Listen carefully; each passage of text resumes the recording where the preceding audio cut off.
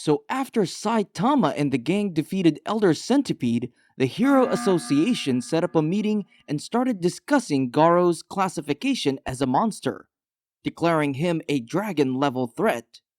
And while they're busy talking about these Avenger level problems, one of the association's biggest sponsors, Narinki, starts crashing out and demanding that they rescue his Nepo baby, Waganma, ASAP. But this slick, handsome lad, Sekingar, assures him that they'll do everything to save his son. Yet Narinki ain't got time to wait around, so he sends his own private team to rescue Waganma himself. But these mercenaries get easily beaten and captured by G5. Gyoro then orders Does to use her whip to enslave them. You know, if there's a whip, there's a way. Where there's a whip, there's a way. Later, Sekingar meets with Super Alloy Darkshine, Pig God, Tatsumaki, and Drive Knight, who was supposed to be there, but Bro's got balls of steel and decides to investigate the Monster Association base on his own. Since no one's heard of him, they just assume Bro's already been defeated. And so they've been overworking a 10-year-old to track down where exactly the Monster Association's base is. Lil Bro even tries again to convince Metal Knight to join the mission, but Bofoy refuses after getting his ass whooped by the Monster King Orochi. He even warns Child Emperor not to trust anyone. Anyway, other heroes start showing up for the rescue operation, like Atomic Samurai and his disciples, and even Sweet Mask, who immediately starts beefing with Kamikaze. At the same time, Puri Puri Prisoner breaks out of Smelly Lid Prison and heads toward Ace City, ready to get his revenge on that monster cat furry that messed up his prison. Meanwhile, Zombie Man is aura farming somewhere in an abandoned town, and Bro is searching for something. Now cut to our lovey-dovey Miss Fubuki. She tries to talk to Saitama, but gets totally baffled when she sees his apartment packed with S-class heroes. She briefs them on the association's plan, about Garou and the Monster Association thingy. But since most of them are still banged up, and King's got some business to attend to, nobody's really up for it. Saitama eventually gets pissed because he thinks Garou's been ignoring him just because he's a bottom tier hero. So Bro heads out, hunt Garou down, and grabs some more cabbage. But the funny thing is, Saitama already beat Garou up a few times without even realizing it.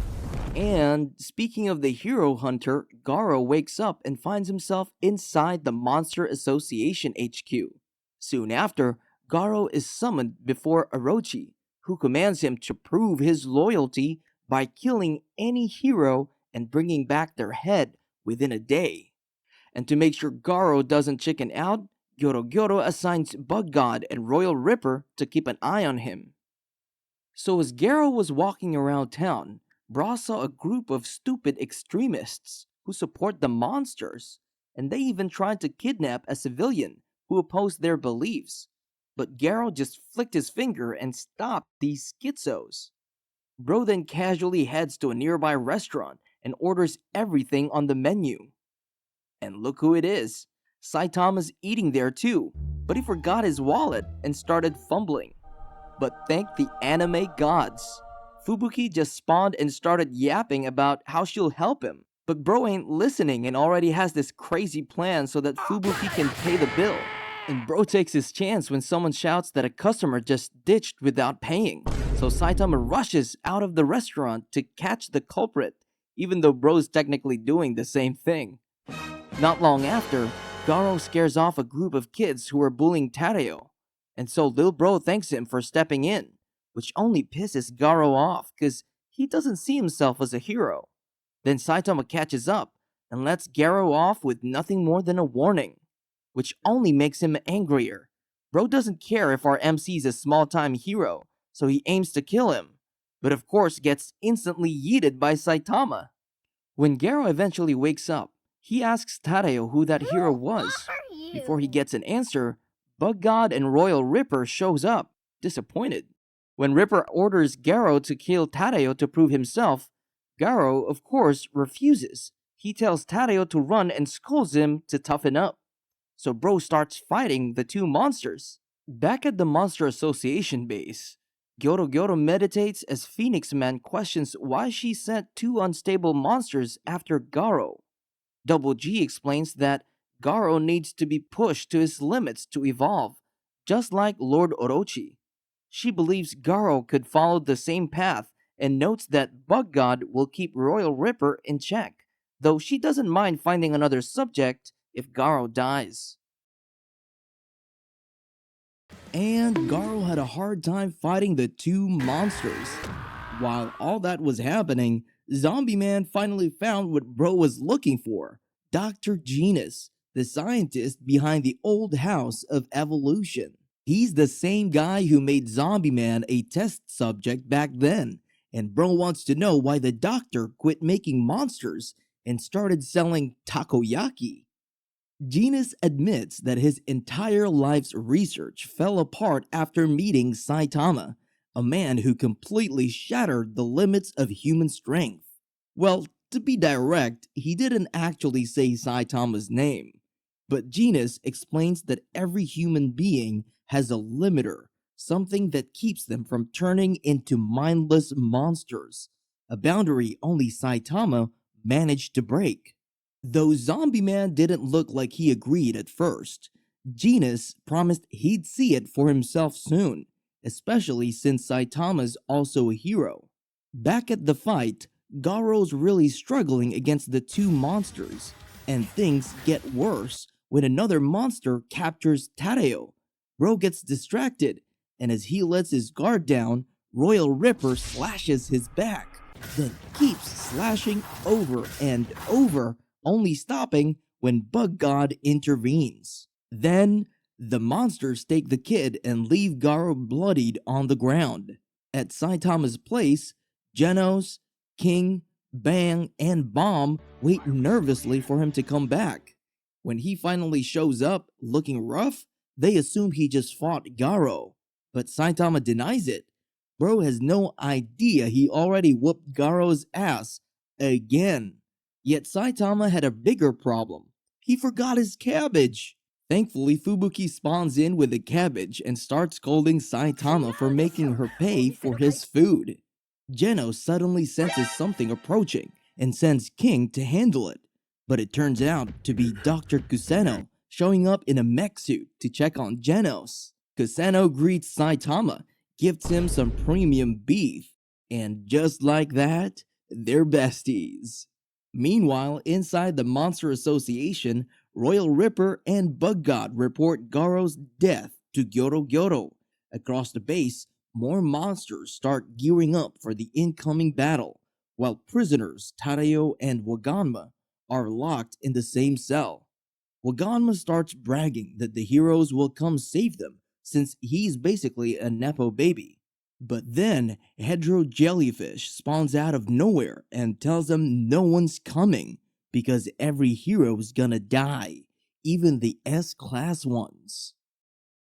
Then Garou finally wakes up, ready to take his revenge and save Tadeo. Back at the Hero Association, Child Emperor tells Second Guard that he doesn't trust two heroes. Genos because he's new and kinda sus for living in an area close to the Monster Association, and Silverfang for letting Garou slip away. So Little Bro wants them removed from the rescue mission. Second Guard does just that, but Minister Officer Sitch strongly objects to the decision. Meanwhile, at Saitama's apartment, the group gathers around a bubbling hotpot and starts fighting over it, to the point that King gets knocked out. When he wakes up, the hotpot is gone. Everyone is left, and Saitama just wants him out.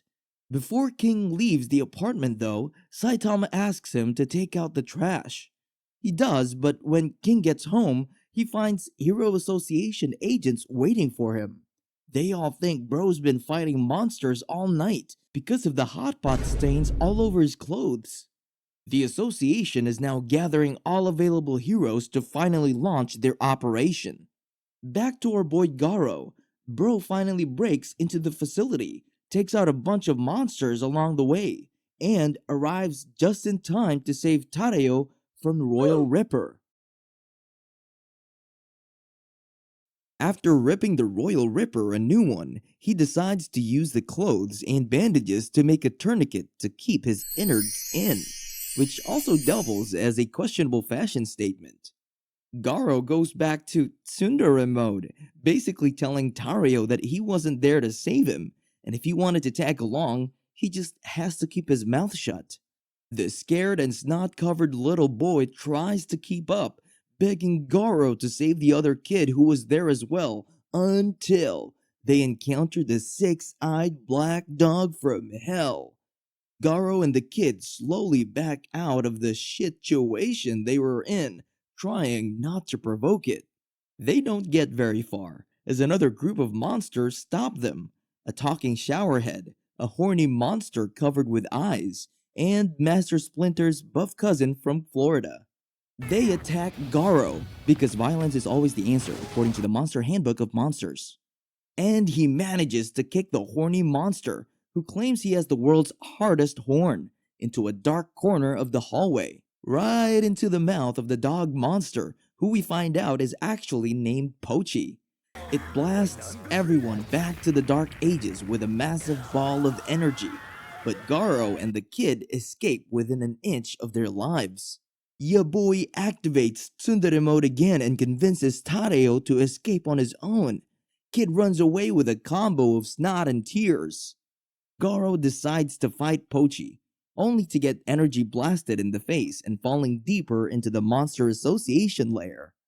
And while all of this is happening, Baldi continues reading manga in his home and comments on the massive earthquake happening in the city. Garou wakes up buried in rubble and realizes he's landed in Gyoro's apartment unit. The butt-naked, single-eyed weirdo welcomes Garou with a warm embrace of telekinesis and decides to do a Disney villain monologue. Bro explains that he's been experimenting with different methods to create monsters that surpass their own potential, and eventually landed on the most effective way, making them experience a personal hell to the point of death. Only the subjects who constantly survive this death unlock their growth potential, and the first one to do this was Monster King Orochi. Gyoro then makes his trade offer to Garou. I receive your body as my new experiment subject. You receive endless torture and possibly death. Huh? Seems like a fair trade to me. But Garou says no thanks to the offer and breaks out of Gyoro's telekinesis, wanting to save his energy for the Hero Association's approaching strike team. Gyoro decides to call on his bodyguard, Monster King Orochi himself. Garou, after being initially crushed by Orochi, physically recovers and goes on a showdown against the Monster King. But he was no match for Orochi's constantly mutating form, and he ends up being Yamcha'd into the wall. Meanwhile, back up top, our Lord and Savior Saitama has finally had enough of the earthquakes and suited up to check out what's going on, but not before finishing the manga he was reading, because, hashtag priorities. Back in the Hero Association HQ, the S-Class heroes are getting briefed. Child Emperor uses his satellite and finds out there are still about 500 monsters left inside the Monster Association hideout, including confirmed demon-level threats and some dragon-level ones. The S-Class heroes themselves have only properly faced a few high-end monsters so far, like Goketsu and Sentikoro, so there are still a lot of unknowns for them. Meanwhile, the Monster Association knows exactly what they're dealing with, because information about the S-Class heroes and the Hero Association is public, so the heroes are walking in half-blind while the monsters have the whole stat sheet. They also mention that Drive Knight is missing again. The heroes assume he may have already been turned to scrap by the Monster Association. In any case, the S-Class heroes are still very much acting like solo queue players forced into a ranked team, technically on the same side, but not a cohesive unit at all. Tatsumaki wants to handle everything by herself. Flashy Flash has the same nah, I'd win energy. Child Emperor and Zombie Man are among the few actually trying to stick to a plan and turn this into a coordinated rescue for Waganma, the kidnapped kid who started this whole mess. Then, Amai Mask walks into the meeting and ruins the vibe even more. Everyone clearly dislikes him, but he still tries to insert himself into the strike team going underground.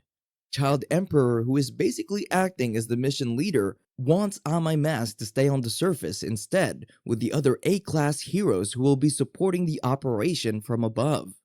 Zombie Man tells Amai Mask to calm down and focus on saving the kid instead of chasing fame and glory. Amai Mask fires back by questioning Zombie Man's nature, pointing out that he is immortal and hinting that Zombie Man might actually be closer to a monster than a regular human. Then King shows up out of the blue, and the whole room suddenly changes energy. All these heroes who refuse to respect each other instantly act different around him. Even Tatsumaki acknowledges him. Bro aura farms so hard, his presence alone is treated like a massive power spike, and everyone behaves like good little children. Meanwhile, in another section of the HQ, Second Gar and Sitch introduce the support team. Since most of the monsters underground are demon or dragon level, the S-Class heroes will be the ones actually storming the base, but they still need people on the surface and extra backup. That is where the top A-Class and B-Class heroes come in, including new faces like Captain Mizuki. Then Sitch is informed that Bang and Bomb are here in the base, which kinda complicate things. Apparently, Bang and Bomb have been excluded from the official strike team because Child Emperor is suspicious of them. Bang is suspicious because he failed to finish off Garou when he had the chance. From the association's point of view, it looks like he may be compromised or holding back because of personal feelings. They even bring up the possibility that he might have let Garou go on purpose.